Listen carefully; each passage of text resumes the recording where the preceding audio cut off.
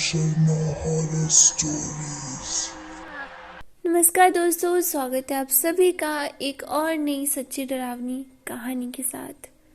एक बार की बात है, एक लड़की थी जिसका नाम खुशी था। खुशी 15 साल की एक लड़की है जो छुट्टियों में अपने गांव दादा दादी के घर घूमने जाती है। खुशी जब अपनी दादी के घर पहुंचती है तो उसके दादा दादी अपनी पोती से मिलकर बहुत खुश होते हैं, पर ये बात किसी को पता नहीं थी कि जल्दी ही इनकी इस खुशी पर ग्रहण लगने वाला है। खुशी के कुछ दिन तो उसके गांव में बहुत अच्छे बीते। फिर एक दिन खुशी अपनी सहेलियों के साथ गांव के एक बगीचे में खेल रही थी। खुशी खेलते खेलते आम के पेड़ों को देखती है। उसके बाद वो अपनी सहेलियों से कहती है कि चलो ना आम तोड़ते हैं। खुशी पत्थर के एक छोटे से टुकड़े से आम को तोड़ने की कोशिश करती है। वो आम के पेड़ की तरफ, जहाँ पर जिस डाली पर आम लगे होते हैं, उस तरफ वो पत्थर का छोटा सा टुकड़ा फेंकती है और पत्थर का वो टुकड़ा लकीली आम पर लग भी जाता है, जिसकी वजह से एक पका हुआ आम नीचे गिर जाता है। पर आम गिरते हुए थोड़ी दूर मिट्टी में दबे एक पोटली के पास चला जाता है। खुशी जब आम लेने वहां पहुंचती है तो उसे पोटली का थोड़ा सा हिस्सा दिखाई देता है। वो सोचती है कि ये क्या पड़ा है। अब किसी भी बच्चे के सामने ऐसी कोई चीज आ जाए तो बच्चों में उस चीज को लेकर बहुत ज्यादा एक्साइटमेंट पैदा हो जाती है कि आखिर ये क्या चीज है, क्यों है, और मुझे इसे खोलकर देखना चाहिए। और यही सोच लेकर वो पोटली को बाहर निकालती है।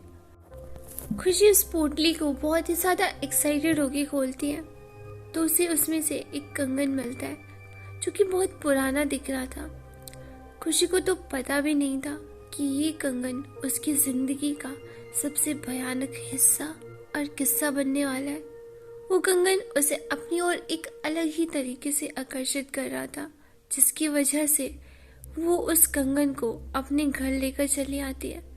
घर आकर वो ये सारी बातें अपनी दादी को बताती है और वो कंगन भी अपनी दादी को दिखाती है। फिर दादी ने जो कहा वो सुनकर खुशी डर से कांपने लगती है। दादी कहती है कि वो कोई आम पोटली नहीं, बल्कि वो एक चुड़ैल की पोटली थी। तुमने ये कंगन उस पोटली से निकाला और उस चुड़ैल को गुस्सा दिला दिया। अब वो तुम्हारे पास जरूर आएगी। खुशी डरते हुए अपनी दादी से बोलती है, मैं समझी नहीं दादी, वो क्यों और कैसे आएगी? दादी ने बोला, ऐसी ही पोटली में भटकती हुई आत्माओं को कैद करके जमीन में गाड़ा जाता है।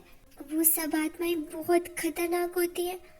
तुमने उस पोटली को जमीन से निकाला और उस कंगन को भी तुम लेकर आ गई हो। तुम इस मनहूस कंगन के साथ उस चुड़ैल को अपने पीछे ले आई हो। ऐसी भटकती हुई गुस्सैल आत्मा अपना बदला लेती है। वो चुड़ैल अब तुमसे बदला लेने जरूर आएगी।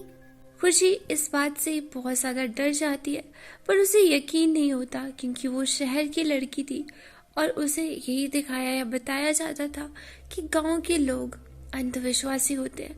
इसलिए वो जाकर अपने कमरे में सो जाती है।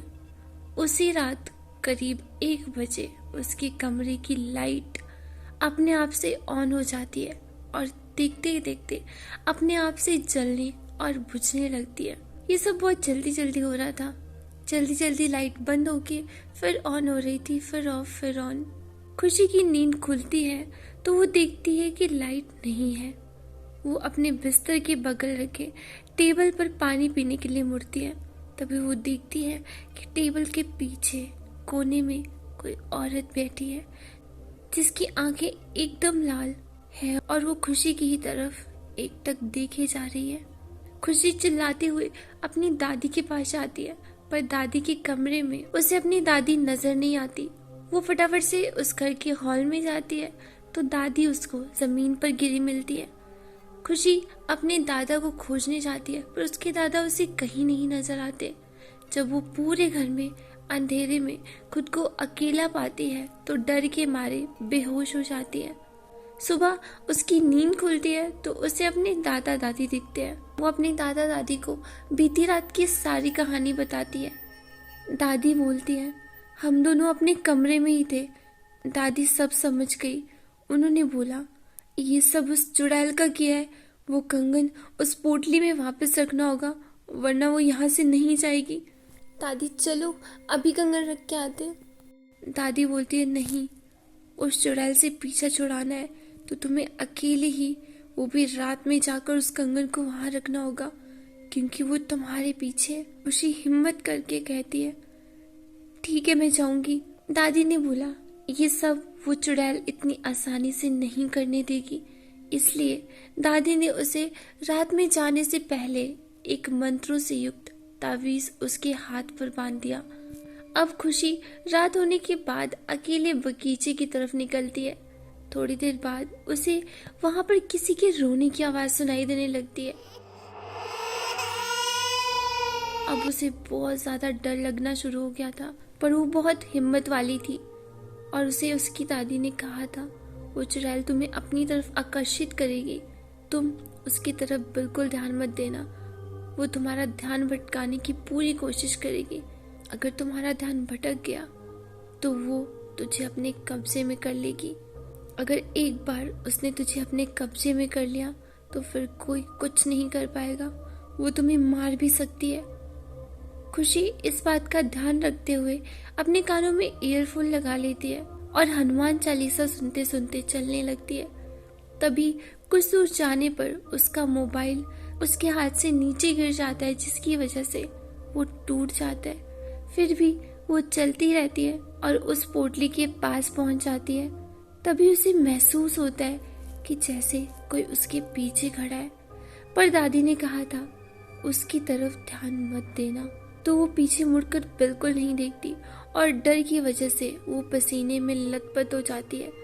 आखिर एक 15 साल की बच्ची कि कितनी हिम्मत से काम लेती। फिर भी वो हिम्मत करते हुए उस पोटली को खोलकर उसमें कंगन रखती है और उसे वहीं जमीन में काट देती है और आंखें बंद करके बहुत तेजी से वहां से भागती है और सीधे अपने घर पर ही आकर रुकती है। चुड़ैल से तो उसका पीछा छूट जाता है, पर वो इतनी ज्यादा डर जाती है कि दूसरे दिन वापस अपने शहर अपनी मम्मी पापा के पास चली जाती है।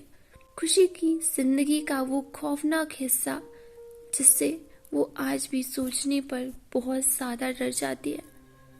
सो फ्रेंड्स, ये थी हमारी आज की दिया डरावनी कहानी। आई होप आपको पसंद आई होगी। अगर पसंद आई हो तो प्लीज वीडियो को लाइक करना, शेयर करना और हाँ, मेरे चैनल को जरूर सब्सक्राइब करना। तो मिलते हैं अगली वीडियो में एक ऐसी ही सच्ची डरावनी कहानी के साथ।